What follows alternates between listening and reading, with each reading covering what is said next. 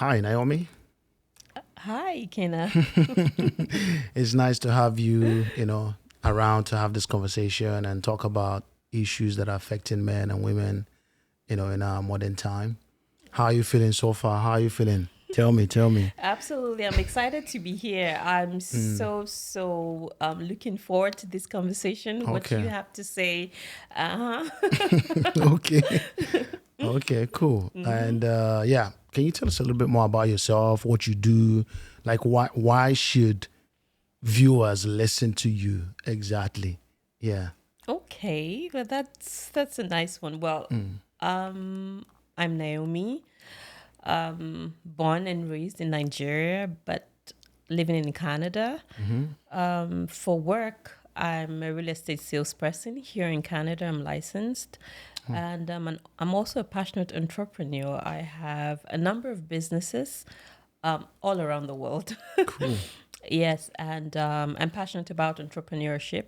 However, and that's what led me into real estate in the first place, building a real estate portfolio. And I realized that, okay, I could also help a number of people build a real estate portfolio as well. Mm, So for education, I have been groomed in finance. I have an MBA in finance and a master's in risk management. So before now, it's really about managing risk for one thing mm-hmm. to maximize returns. So I love making money. Money is important. And more especially, I love money because it helps me promote the gospel. Okay. So I am passionate about sharing the word of God, and I have a YouTube channel that I do that, and I have a once in a month program that I host where we gather to share the word and fellowship. I also Wow. have an NGO which is over a decade that supports vulnerable children in Nigeria. Wow. Okay. Okay. That's beautiful. That's a lot of things you've mentioned there for sure. Mm-hmm. It's interesting that you talk about entrepreneurship because we'll get to that, in terms of how men can actually build wealth and also women. Mm-hmm. But what I'm more focused on even now is the fact that, you've probably come across my content. I know about your content and the nature of what you talk about as Mm-hmm. well. Yep. Mine being focused a little bit more on men's improvement and all that, and you are, a little more focused on, women as well and just helping them. So it's going to be an interesting conversation of two different dynamics, but knowing that we kind of like may agree fundamentally on some things, is going to help both ends, both male and female. But on the other hand, too, whatever we don't agree on, we can also talk about them here and, get some clarity. Mm-hmm. That sounds good by Absolutely. you. Sounds good. Okay, okay, cool. So what is it that you make of dating now? Like in 2025, what is the state of dating right now? Give me the pros and cons of dating in this time because a lot of guys are actually zoning out of, like committed relationships or actually trying to date women because they feel it's a bit more challenging. So give me the perspective from the man's side. What do you think is the challenge he's facing about dating? And from the woman's side, what do you think is women's current challenge about dating? Mm, well, that's a good one.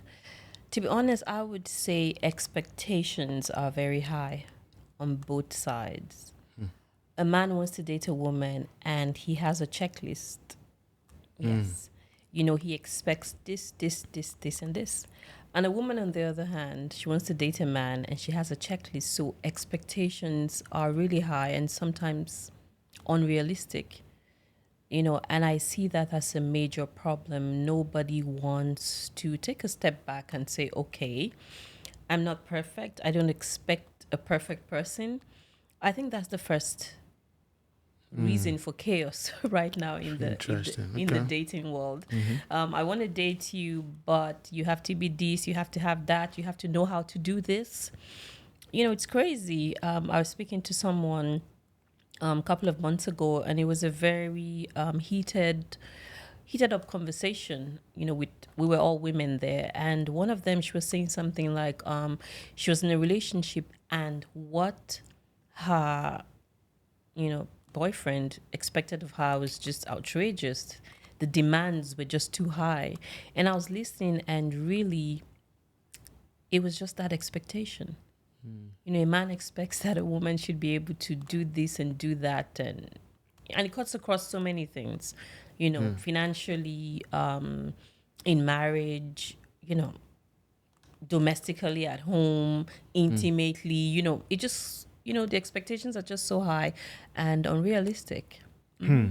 So on both sides, you believe the expectation is high. That's the fundamental issue. Yeah. Is there anything that is particular to women that you feel that, okay, this is a challenge that women are facing with getting a man right now? Like genuinely, the women who want to get a man, because me, sometimes I feel like a lot of men may say that they want a relationship, but many people may not be willing to compromise, just like you said, expectation. Yeah. So how are we balancing this expectation versus compromise exactly? What is it that is too high? What is it that is out of reach?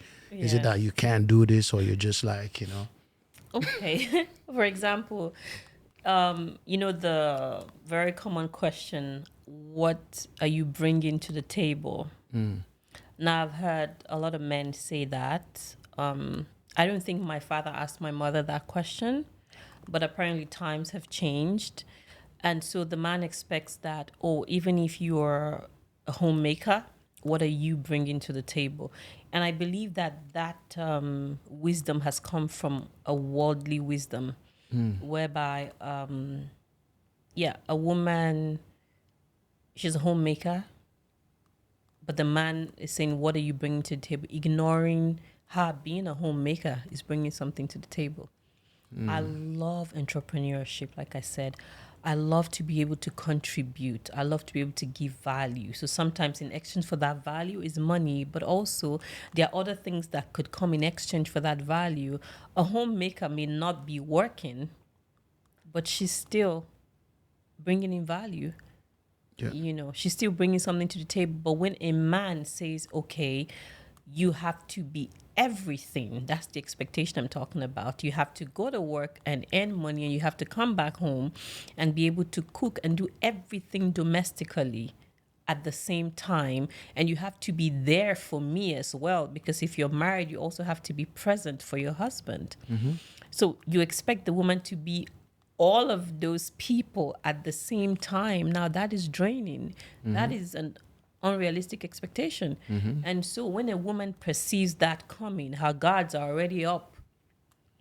Recently, I heard a story, and the woman met someone. They were actually, you know, in a relationship to get married. You know, times like that when you know that, oh, we're dating towards marriage. Yeah. You're watching, you're observing, you want to be aware, is this the right person, and all of that. And then you perceive these expectations. So your guards are already up. And you're saying, what does this man take me for? You know, and so there's already that inner conflict that doesn't do good for any relationship. So sometimes your mind just tells you, you know what, I can't even deal with this. And now you see women who really want to date, but they're focused on some, you know, conflicts here and there, some unrealistic expectations that they know they cannot meet. And so you're like, you know what, I can't deal with this. But on the flip side as well, if the woman could also be more tolerant, be more open and say, okay, you know, communicate better. No, you expect me to do this, well, I can't do that. To be more honest. I'm very honest. You know, I'm very politely honest. So I'm gonna say it politely, but I'm going to say it. You know, I'm not going to say Yeah. it. Would you say do you believe that in the modern dating right now that men have a higher unrealistic expectation as versus women? What are your thoughts around that exactly? Who do you see? I know we can't pinpoint and be like, you know, is this or that, but based on just your understanding, what you're witnessing, what you're seeing, who do you really think, which party really needs to reduce their expectations a bit or be open to compromise? That's a very tricky one. Yeah. Because in my spaces with women, I've had women say, "Oh, if he doesn't have money, I'm not interested." Now, it's strange in like We weren't hearing that before now. But every time I try to talk about that more, you hear things like, life is expensive, things have changed. We women, sometimes, some of us will put money as the number one.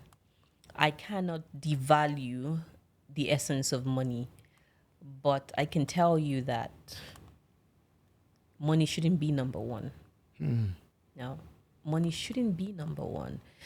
There are other things that should be number one. One, compatibility, faith, vision, you know, patterns, of course.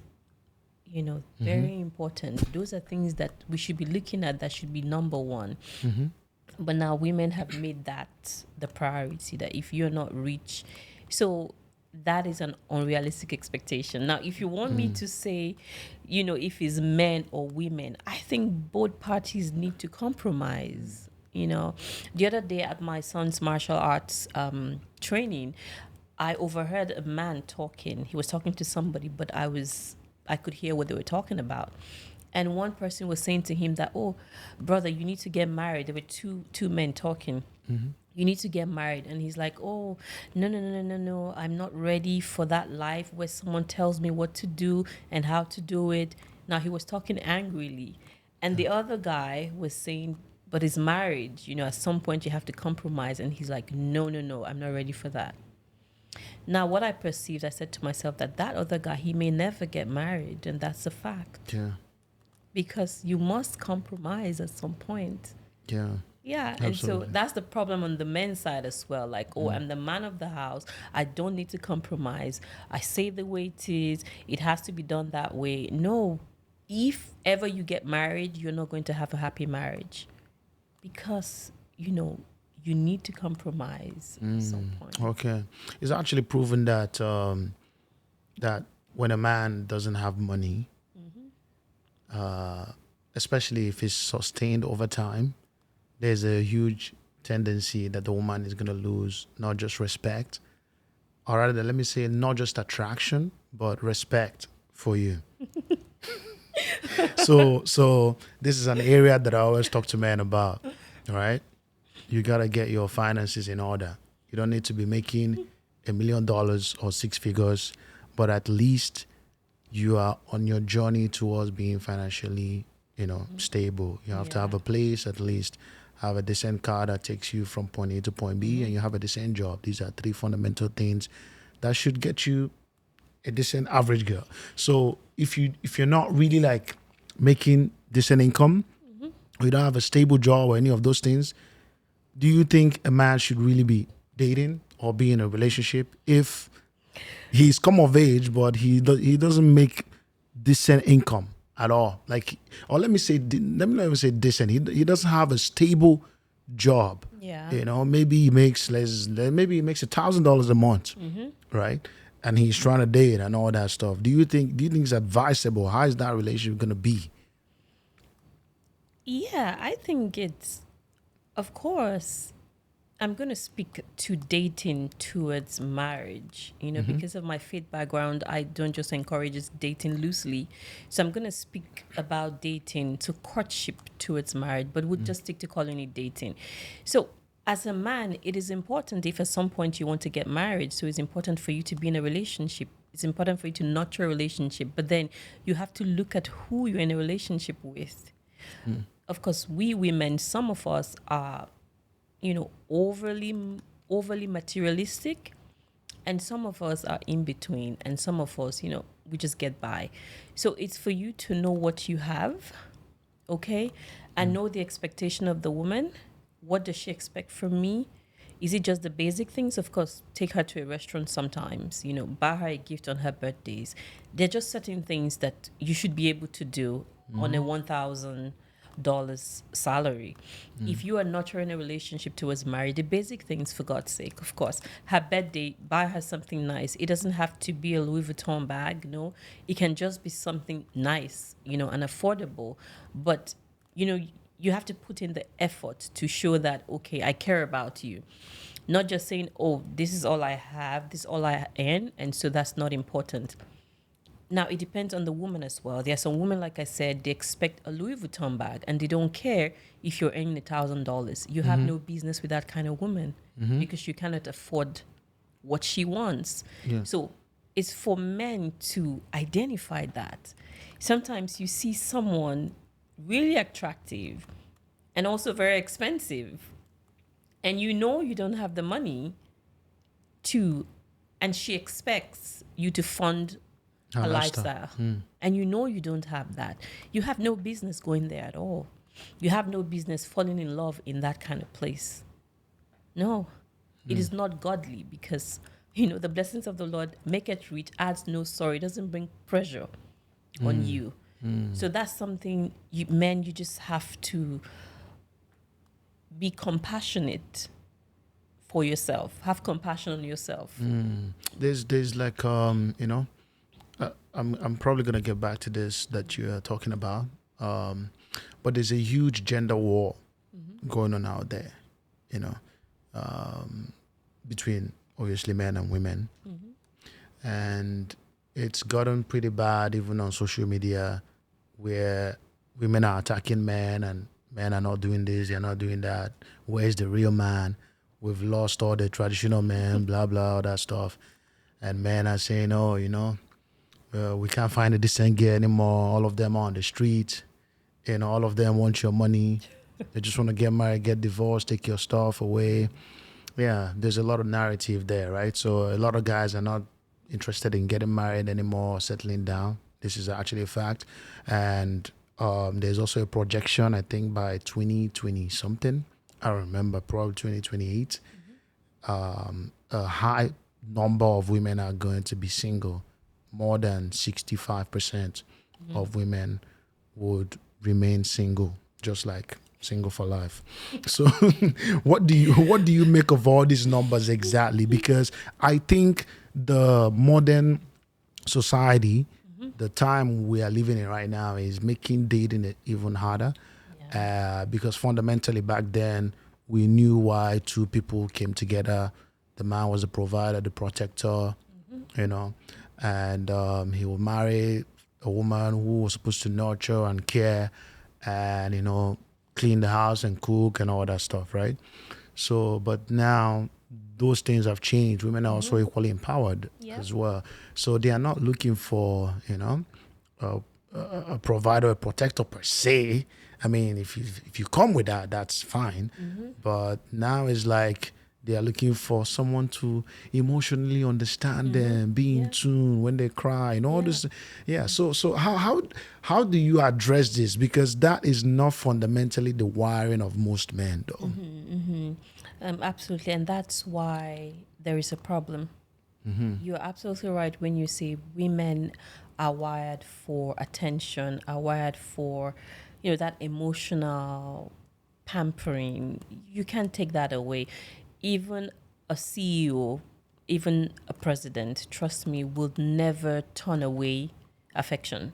We thrive on affection and attention. So, and when a man is not giving that, there is already a disconnect. And modern day men, they feel, no, I don't have time for that. I want to make money. I'm interested in that. I've heard some men say, just make money and the women will come. Not all women will come to you. True. You can make money, but there are certain things that attracts a quality woman. And if you want a quality woman, you would have to go learn how to do those things. And, when you learn them genuinely, it's going to transform your mindset and then it will flow naturally. Because that is actually a problem. If a man tells himself that, okay, I want to be here, I want to be committed here, and he takes his eyes off every other thing out there, it's energy. When you focus, you're going to see that thing grow. A woman who has a loyal man, there is a way she thrives. She thrives beautifully. A woman who knows that there is nobody contending with her husband's attention, there's a way she thrives. There's a way she glows. It's different compared to a woman who is constantly fighting an invisible person for our husband's attention. We cannot be silent on that. And I'm talking about loyalty in marriage and fidelity in marriage. It all adds up. The moment, even in dating, of course, that's where it starts from, right? In courtship. When the woman knows that, okay, we are in this together for real. You're in this, I'm in this for real. Like, we're not deceiving anybody. We want to make this work. It changes the game. The mindset changes and it starts to flourish to make the relationship flourish. And then you see progress. But when one party thinks that, oh, I'm the one, giving so much here, the other person is not doing as much. Or I'm the loyal one, the other person is not loyal. Now you see the energy is just distorted, it's flowing outside, it's not conserved, to actually bear fruits. Yeah. I see. Okay. So describe your, like, the typical marriage setup that you believe works. What is the setup? How should things be set up here when it comes to what I say finances, when it comes to general dynamics, when it comes to responsibility? What are the dynamics that work, that you believe work for a marriage between a man and a woman? Yes, absolutely. Of course, as a woman of faith, I would say God, the man, and the woman. So God being sovereign, being the head, and then the man and the woman, of course. So with that in place, a home, grounded with biblical principles, that's the first thing, the foundation, and which is a man is the head, a woman should respect her husband, all of that. Show the man respect. And the man also protect the woman, provide for her. The Bible says she should be clean. You should love her as Christ loved the church. You should love her jealously. You should love her intentionally. You should love her focusing on her. How you should be able to die for her. Yeah, it's a mindset thing. Until we enter that mindset, we will not be able to live and experience that godly marriage. So I would say the first thing is actually to, for the man, take your wife as Christ took the church and still takes the church. And for the woman, respect your husband, love your husband. Genuinely just be there for each other. And I would say it shouldn't be 50-50 and it shouldn't be 100-0. It should just be, it should be spontaneous.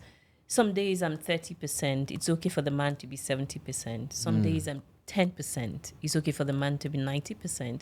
Some days the man is 10%. Having a rough day at work, I should be able to cover him. And, sometimes I'm just not in my element. Like, don't bother me. He should be able to understand that, okay, today she's just 5% and be able to cover me. But when is a case of I'm not in my element and the man expects you to do certain things that you should do when you are in your element, that's where problem comes. And then the woman feels like, oh, he's not emotionally intelligent. He doesn't care about how I feel. And all of those things will come up. So I would say the ideal marriage is God first and also being there for each other spontaneously. Being able to cover each other. Like, in my mind, I want to make you shine. In your mind, you want to make me shine. So that way it's easy to get it done. It's easy to get it going. Absolutely. Yeah. What is submission exactly to you? Like, we obviously have heard a lot of things on social media and a lot of women who say that they can't submit to a man. I know there was a billionaire in Nigeria who the daughter got married and he gave the daughter certain advice saying, oh, submit to your man, always respect him, all that stuff. These are people who are like really rich. Yeah. So, and a lot of people didn't like that. And unfortunately, the people, do I say unfortunately, the people who didn't like that were most likely much poorer than the people who are getting rich. So I'm trying to understand some things. When this man was telling his daughter to, submit to the husband, it was like people were surprised that a wealthy person can tell the daughter to submit. Yeah. The daughter who is obviously richer than the husband to submit to him, Yeah. right? So what do you think that means, and why are women not necessarily choosing to submit to men these days? Is it the man's fault? Is it that is the commandment that we've been given by God? Is it supposed to be honored irrespective of what another person is doing? Is it dependent on another person's actions? Like, throw a little bit more light for me on this. I want to understand what submission truly is, and is it dependent on some things, and why are some people just like very they are at the mention of that word, they just don't want to hear it. They're like, no, I'm not a slave. They attribute it to many things. So what's Yeah. really going on there? Yeah, I think it's a shift in culture. A lot of in recent times we have missed what submission is about. The man expects submission to be slavery, and so the women say, I'm not a slave. But that's not true. Submission is easy where there is love. And that's why, if you know what the Bible says, it says the woman should respect her husband, submit to her husband, and the man should love his wife, take care of her, be there for her, make sure she glows. Jesus said the church without blemish, and a woman without blemish, a woman that is glowing. So if there is a disconnect in what the man should do, submission becomes difficult. Or if the man portrays submission as dominance, and then the woman, her guards are up every time you talk about submission. Submission flows out of love, you know. So when a man is saying, okay, babe, do this, do that, she's not second guessing it. She's not suspecting it if she knows that this man wants my best interest. So anything he's saying to me is birthed out of the desire to see me shine. It would be easy for the woman to do it. And for God's sake, we have brains, right? So directing a woman to do something that clearly she knows is not beneficial to her, you don't have her best interest at heart. So she knows and she can sense it, and it's difficult to submit. A woman goes to work all day, she comes back, she's really tired. You can see that she's tired. And you say, woman, go and make my food. She knows you're not there for her. And so she can do it, but it's not flowing out of love. So let men strive for it to flow out of love, and let women strive for it to flow out of love. And that way it's going to be easy. A man who is respected in his home, it's easy for him to love. We can't take that away. If as a woman you love your husband, you respect him, it's easy for love to come to you. I mean, any right thinking man, and vice versa. If a woman, she feels loved and supported, it's easy for submission to come out. A right thinking woman, all things being equal, right? So Okay. From my own experiences, to an extent, I feel that men, what they need in a woman is fundamentally peace of mind and just harmony at home. okay. So many of the things that we want women to do or to, be and all that, many of those things, unfortunately, are being replaced by some things. It's just like the things, too, that women want from men are also being replaced. We're in an entirely different time. Women have always wanted men to provide, to protect, to earn money, give out money and all that stuff. But now women are also working much more, and many of them are earning much more than the guy that they are dating to an extent. So many of the things that, for example, right, the man who says, "Oh, I want a woman that knows how to cook, clean, that's what I want," and they are focused on it. They are just not aware that we have vacuum robots. They are just not aware that we have air fryers. We have things that can easily cook your meal. We have meal plans.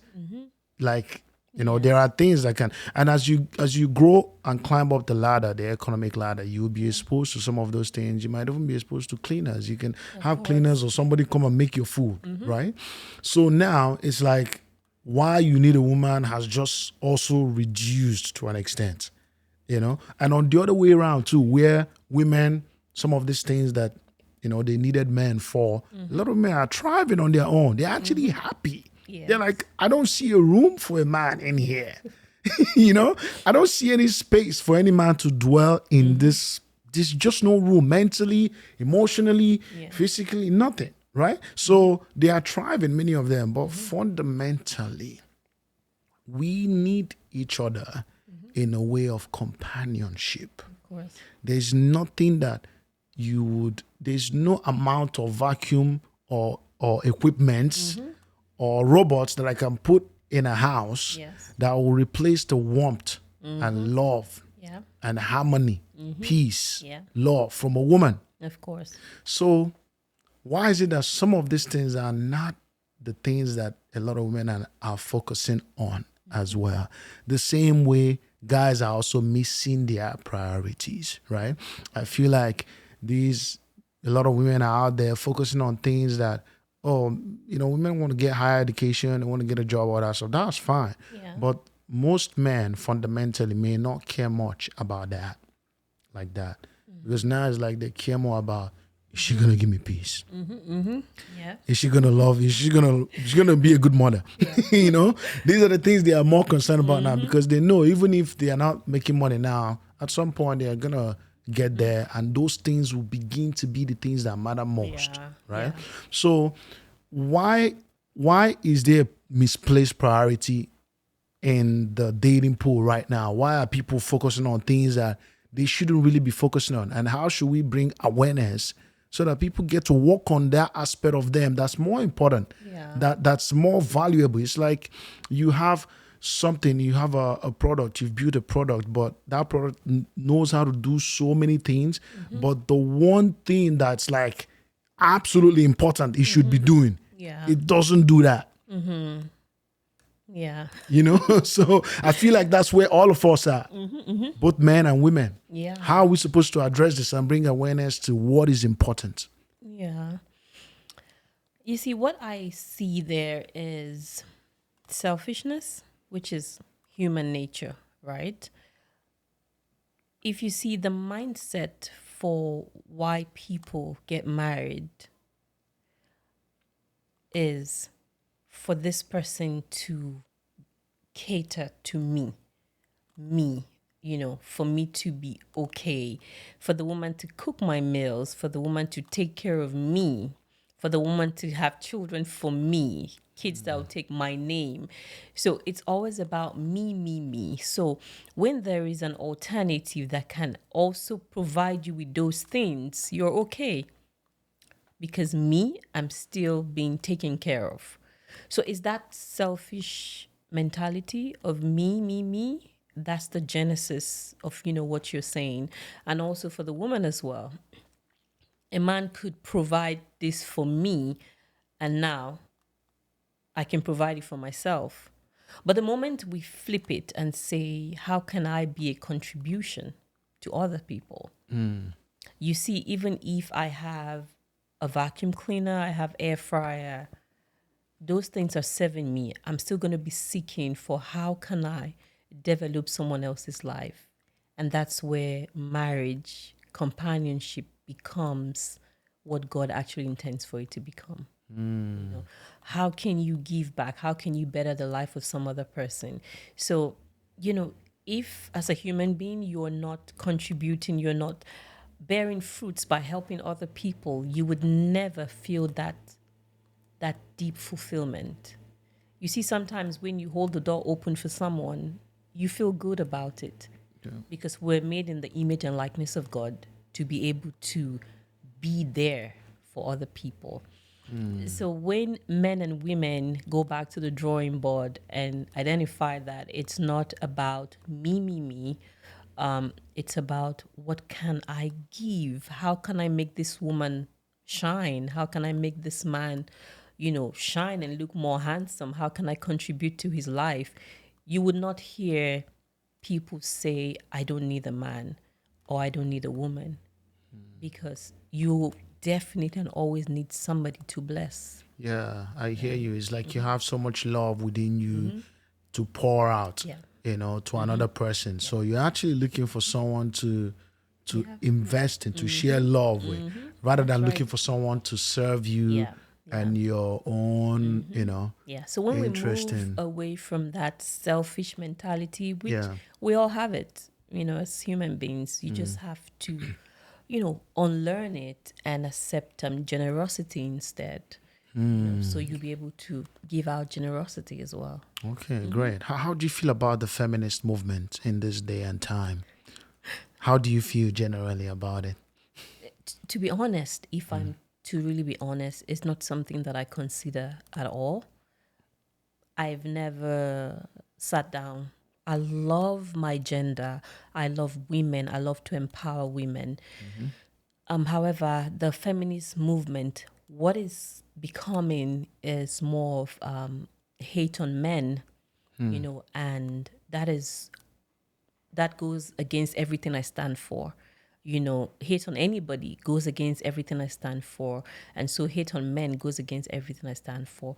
But I love the part of the movement that talks about women coming into politics, giving us, you know, better opportunities. I love that part about empowering women to have access to grants, have access to knowledge, education, mentorship that would put us in positions of influence in the right way. Now, I love that. But when it comes to saying men are scum or whatever, I don't listen to such things, and I don't succumb or support such things. Even if a man, although we see it, I cannot displace that.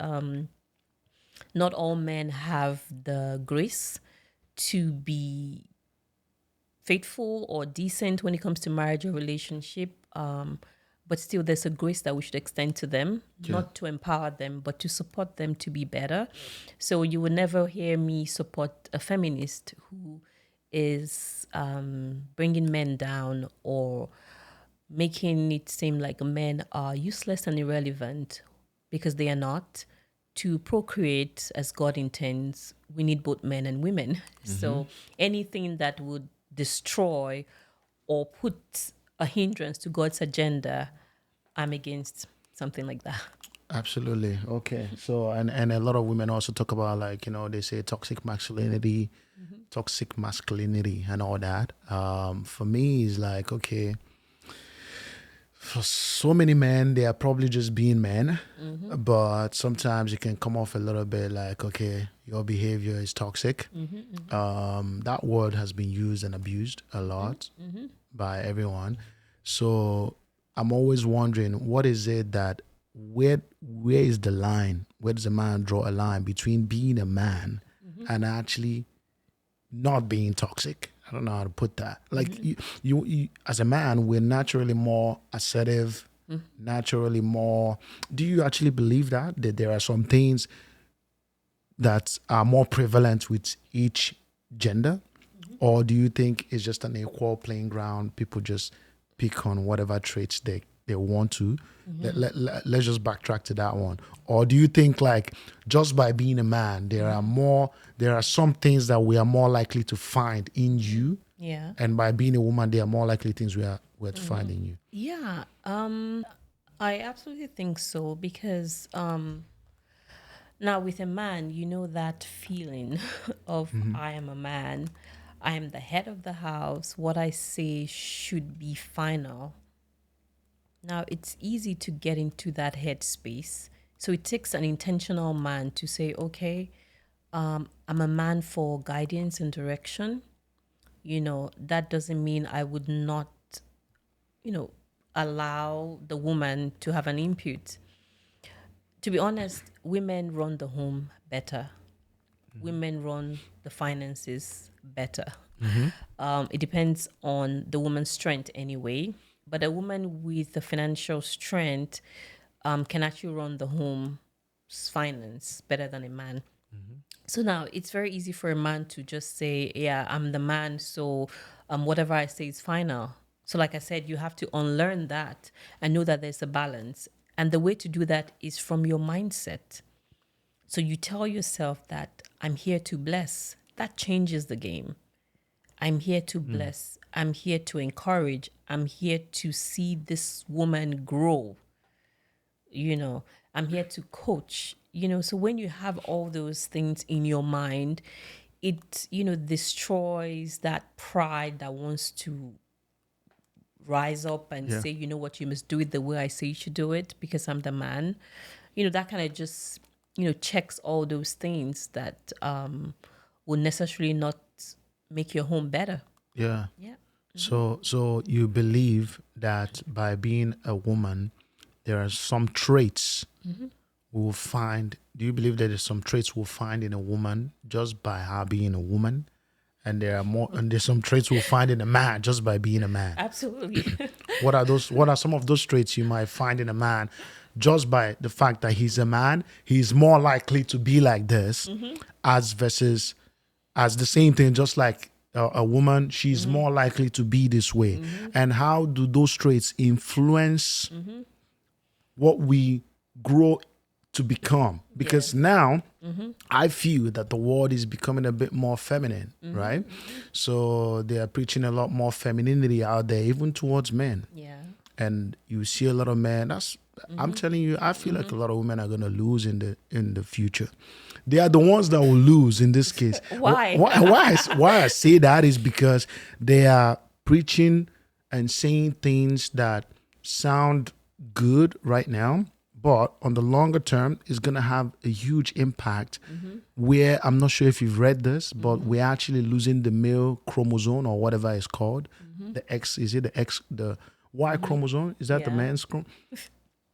Something about testosterone is decreasing as well. Testosterone levels are decreasing in men Okay. rapidly, yes, at an alarming rate.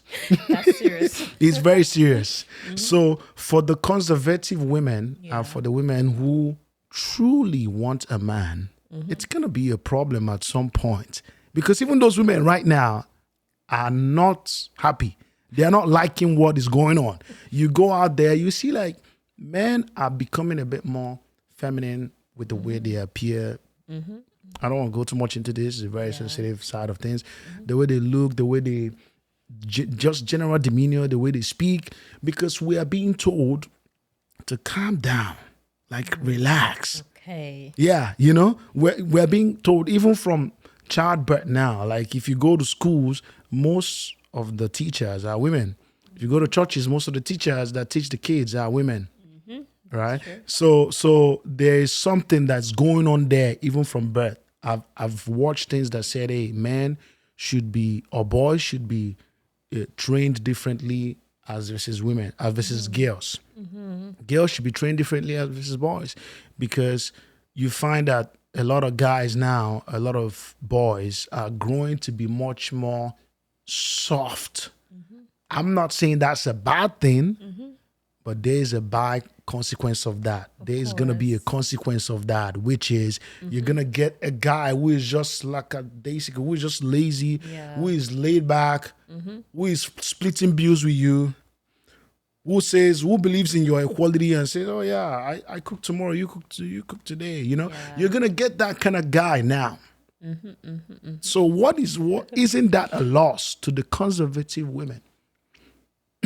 The women who still want a man with chivalry, who is traditional and all that. Yeah. I hear you.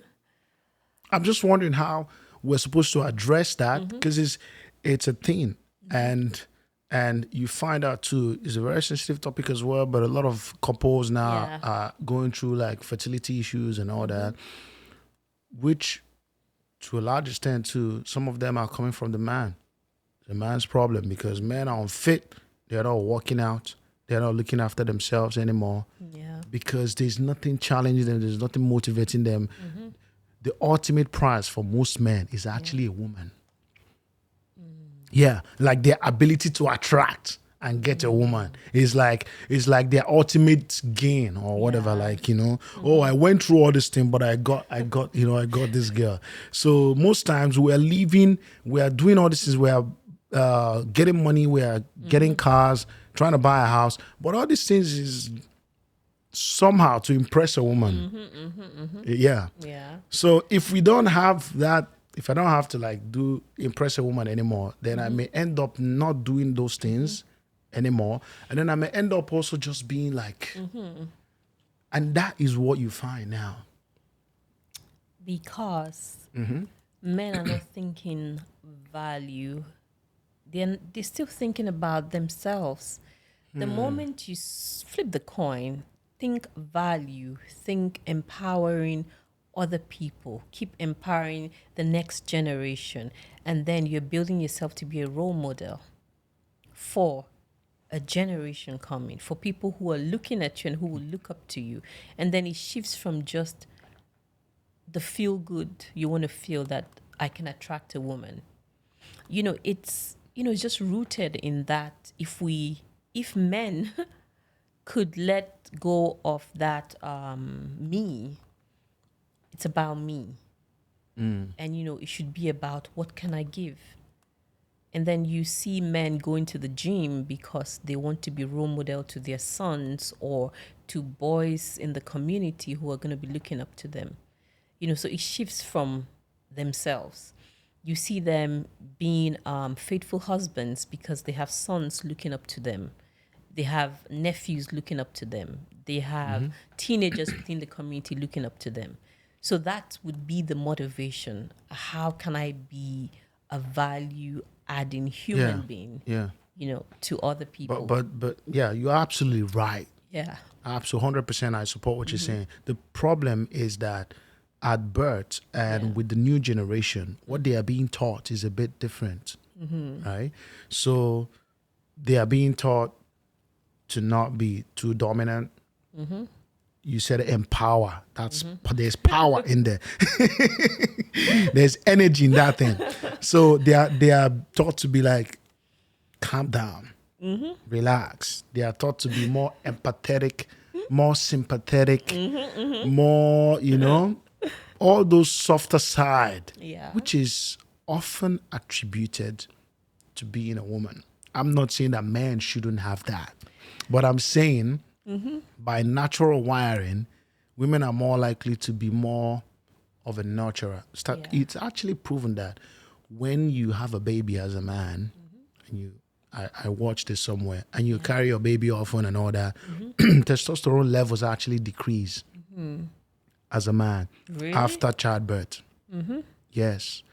So that's most of them. Most of them don't even feel like, like being intimate with their partner after childbirth, because their levels have also decreased. So I'm just trying to understand some of these things in a way of like, what is it that do you believe we're actually teaching young people things that will not help in the next 30, 40, 50 years, things that essentially are not going to help with our relationship dynamics tomorrow, especially for the conservative woman who still wants a man, like that traditional man, right? Because it's all about traditional now versus like modern man. Okay. I think that's more of where we are going to with this conversation. Just before we round up, what you think on that line of like a traditional man and a modern man, who is actually more beneficial for society tomorrow? Oh, that's a great one. A traditional man or a modern man. Who is differentiating the two? They're actually different because the traditional man is the man like our fathers. And the millennials, some of them, even some Gen Zs have a little bit of traditional whatever in them, depending on where they were born or whatever, right? But as time is evolving, we are getting, all those things are fading away. And when I say traditional, I don't mean, rigid, going hunting, shooting. That's not necessarily what I'm talking about. It's just like your values. Yeah. Right? You're fundamentally at the core of a man or woman dynamic where the man is respected, the woman is loved. You know how you handle things in the home. The man is more physical, so he embraces that assertiveness and that dominance in the home, but he still shows love and care at the end of the day, right? And the woman balances that energy with femininity, softness, nurture. That's why they say kids who are raised in a single parent home often end up in prison or stuff like that, because there's no balance of energy in training. If you see, so who do you think may be more, because I'm trying to draw a line for you. Who do you think is potentially more beneficial to society tomorrow, especially given where the world is going? That's a tricky line, but I'll take it. I would, from what you're explaining, for me, if I'm to answer your question, I would say the traditional man should learn the modern ways of doing things so it can be acceptable. The traditional man has his own flaws, which is that being authoritative. I am the one deciding. I make the final decision. No, that takes away so much from society. That makes women redundant. That makes even the ideas and contributions of women irrelevant. So I would not 100% say the traditional man, but I also love what the traditional man brings to society, which is order, which is being there, being that protector, where, okay, you hear daddy is home, so nobody can break into this house because daddy is going to show up.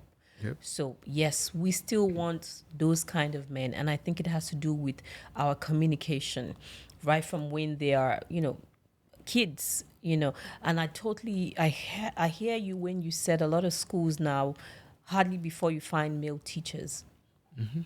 Male teachers should be there because the boys need to see that. They need to be mentored by male figures who are deliberate and intentional about leading and raising boys. So that is very important. So I would say the traditional man, but to tone down on that exclusivity in making decisions, allow the woman in, but uphold that that masculine thing that our fathers have. Great. Yeah. Naomi, it's been a pleasure. Do you have any last words before, Well, what I would just say lastly is marriage is a beautiful thing, and people shouldn't be scared. Of course, I have had my own personal experiences that I hope to talk about one day with you. Okay. However, you don't have to be afraid, and not every man or every woman is the same. People are different. Because you had a bad experience before doesn't mean you would have a bad experience next. But just be watchful, be observant, know what your values are, and be with somebody whose values aligns with yours. Be vision-minded, not necessarily about how rich the person is, how beautiful the person is, but instead more of where are we going and how are we going to get there. Yeah. Are you ready to get on this journey with me and get the confirmation? And also, I would like to say something to women. You don't just go about dating. A lot of times I've heard people say, oh, when a woman asks a man, where are we going? It seems desperate. No, it's not desperate. You need clarity. You're vision-minded. And that's how you should talk to the man. I'm not here to waste 2-3 years of my life when it's not leading to marriage. And for the woman as well, you should ask the man, what is your 5-year plan? What's your vision? So those are important conversations that any serious man or woman should be having. Yeah. Thank you, guys. It's been a pleasure, and appreciate you guys tuning in. And if you've made it to this extent, it means that you should be subscribed. So go ahead and subscribe to the channel, and we'll see more of you around. Take it easy.